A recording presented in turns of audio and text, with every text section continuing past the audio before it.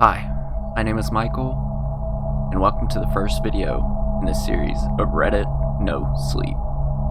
These videos will be done in a quiet voice and a long format. These videos are used to try to relax and to go to sleep.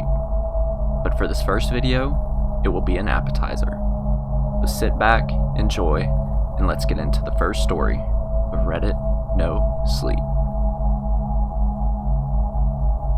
By Reddit user Scared Bride. Somebody keeps sending me creepy packages, and I've had enough. The gifts seemed innocent at first. It all started one day when a bright red package appeared on my porch. The box had no name or return address, so it didn't come through the postal service. "Someone left you a gift, dear," my neighbor Edna shouted across the street as I picked up the box. Cool, a present, I thought, feeling like a kid as I tore into the present. A small object surfaced. A Humal figurine. The cherry-cheeked Bolivian boy wore a green cap and mittens, gazing gleefully towards the sky. The note around its neck read, "Thinking of you always." Must be my grandma or Aunt Sue. Probably forgot to sign their names. The gift was odd, but sweet. But when I called to thank them, neither knew anything about the gift. "A Hamal," my grandma said, confused. "I don't even like figurines," Aunt Sue said. "Maybe a girlfriend brought it?" I didn't have a girlfriend, and my exes wouldn't send me a Hamal. No way. So who sent it?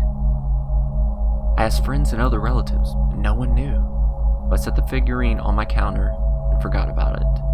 But 2 days later, another package arrived. Once again, it opened. Wading through more tissues until another Hamal appeared. A very pale schoolgirl wearing a winter coat smiled, holding her arms in a hugging gesture. Round. What the hell? And like before, a note hung on its neck. "Zachariah, here's a partner for your Hamal friend. They remind me of us." No signature, no address. 3 hearts scribbled after the name. And Zachariah? No one called me that. While my friends and family didn't send the gifts, so who did? I placed the new figurine beside the other one. My curiosity grew as time passed. Soon the packages arrived daily. I amassed quite a figure collection. School children, sea turtles, lions. But who sent them? "That's so weird," my buddy Richie said, eyeing my collection. "They're like old people gifts. But why send these and not sign your name?" That's what I want to know. But the gifts took on a darker tone as weeks passed, and an uneven feeling washed over me. Something felt off, and I felt unseen eyes watching me as I opened boxes every morning. Sometimes I see Edna working in our garden, but I didn't want to bother her with questions. The next day, a brown box appeared, but this one was plain. No bow, no festive wrapping paper, just an ugly doll. A muddy, little, blonde boy greeted me when I opened it. The doll looked ancient and ragged, like a dog's toy. Clothes were tattered, and it smelled sour, like sweaty socks. This time, the note read, "Zachariah. Being ignored makes me feel as cruddy as this doll looks. Something isn't right here."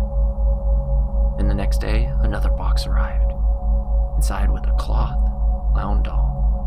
Red cream was smeared across the face like blood, and its eyes were gouged out, as though someone had removed them with scissors or a knife. The note read, "Does one's sadness mean nothing to you?" Goosebumps ran down my neck. What's with the creepy gifts? And the next day, another box arrived, and another strange note. "This is our life in this box." Inside was a polyphone, a disc-playing music box, the wood chipped and time-worn. When I opened it, an eerie nursery rhyme sounded. A music box version of Pop Goes the Weasel. The tune played for a moment, then the ending chorus of maniacal laughter. It sounded like a mob of demon-possessed clowns cackling. Is this a joke? I wonder as I snap the box shut, my heart racing. But the gifts keep coming. The next day, a delivery person from a rare flower company dropped off a bizarre floral arrangement. A dozen monkey-faced orchids. He must be a popular guy, the delivery man joked when I asked about the flowers. These orchids are pretty rare. Someone paid a lot for them. But my buddy laughed. That got man flowers. I swatted them off as I read the card. Dear Zachariah, thinking of you and wishing you well. I called Richie. Dude, you've got a stalker, like stage 10, he said. You need cameras. We drove to the store to buy cameras and planted them in the bushes. We recorded the activity and played footage in the morning. The cameras blended in the rocks. The mystery gift giver would never notice. The next day we played recordings. Minutes turned into hours without activities. Then, just before dawn, dark figure appeared on the porch. We didn't even see it approach. Zoom in, Richie shouted. I zoomed in, double the image size, and paused the video. Wait, who is that? I studied the figure, but it was an amorphous blob, blending into the darkness. I played the recordings for a second, then paused it when the figure stepped near the porch light. We still couldn't see the person's face.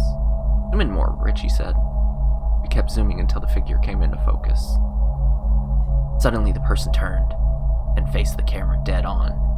Richie and I jumped back. Whoa! How did he see the camera? I shrugged and my jaw dropped. And a woman's face appeared. Her features obscured by shadows, but a smile crawled across her lips, and she waved at us, then dissolved into the night. Richie and I exchanged looks. After that, I stopped opening packages and threw away the unopened boxes. Soon they stopped coming, and I sighed with relief, figuring the debacle was over. Days later, I woke up to a strange phone call on the landlines. Someone breathing into the phone. Then a woman spoke. Don't ignore me, Zachariah. Then the line went dead, but the calls continued, and I called the police, eager to know who's calling. The next day, an officer stopped by with the news. It's strange, but all the calls trace back to a... Turns out the name of two of the graves match these married couple who lived here 60 years ago. Names are Edna and Zachariah Roger. The officer handed me a photo, and a younger version of my neighbor Edna stared back, and a man beside her looked like me. My stomach flip-flopped. Her husband left her, and it sounds like she didn't take it well. He pointed to the entryway, hung himself right there in the hallway. I never saw Edna again after that, but I learned the house across the street had been unoccupied for years. No one but me had seen Edna gardening around after mornings. Then one day, as I drifted off to sleep, my cell phone dinged. Text message read, "Didn't mean to scare you. You just look so much alike."